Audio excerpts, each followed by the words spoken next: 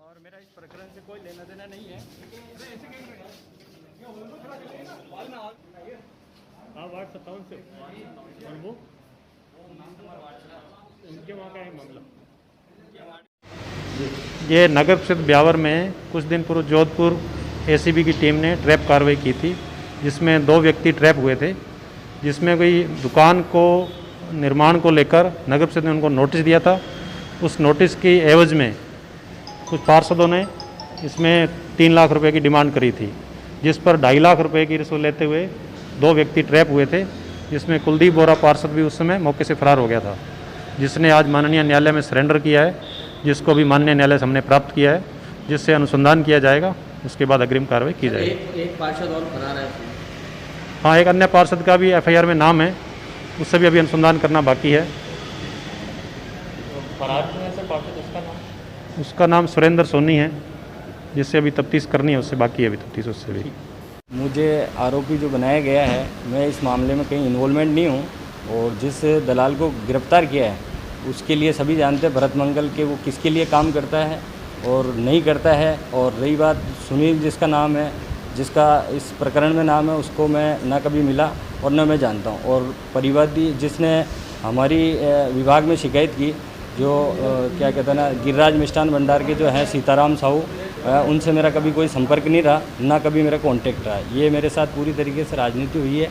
और अब मैं एसीडी कोर्ट के समक्ष पेश होकर के एसीडी कार्यालय यहाँ हूँ, और अब लगभग देखो मुझे पूरी उम्मीद है कि हमारे एसीडी विभाग और माननीय न्यायालय कोर्ट से मुझे पूरी उम्मीद है कि मुझे न्याय मिलेगा। तो कौन आपको पता चला है, मतलब किस पर आप आरोप लगा रहे हैं? फंसाने के पीछे तो कई बड़े दिग्गजों के होंगे, लेकिन अब मैं किसी का नाम नहीं लेना चाहता हूँ।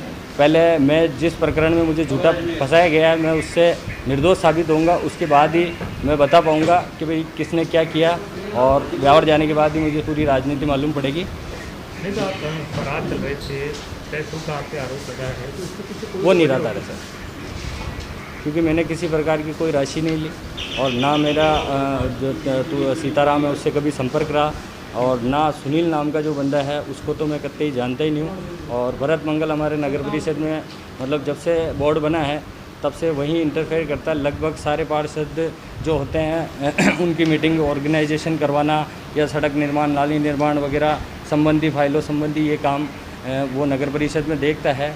लगभग पार्षद जितने भी हैं वो सब उसी से अपना कार्य करवाते हैं। कोई कार्य होता है तो बता देते हैं, वो उसके अधिकारियों से सारी मतलब रहती है, वो अधिकारियों से बात करके बाकी के काम कराते हैं। लेकिन ये इस तरीके का जो प्रकरण उन्होंने मेरे साथ रचाया है, वो किसके कहने पर रचाया है, क्यों रचाया, इसकी मुझे कोई जानकारी नहीं है।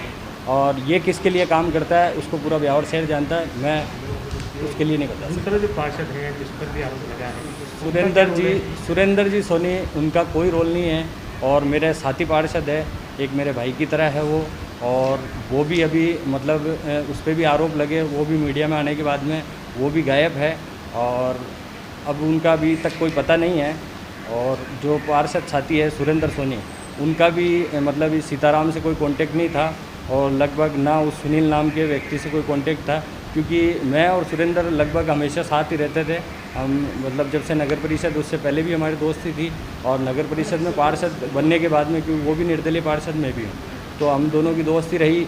अब ये जो सुनील नाम का लड़का है उसको शायद वो भी नहीं जानता है, जहाँ तक मेरी उम्मीद है। और ये सब राजनीति हुई है। तो राजनीति में कौन है, बीजेपी, कांग्रेस, कौन फंसा रहा है? हमारे ही लोग हैं, क्योंकि हम तो निर्दलीय हैं, हम बीजेपी को सपोर्ट करते हैं।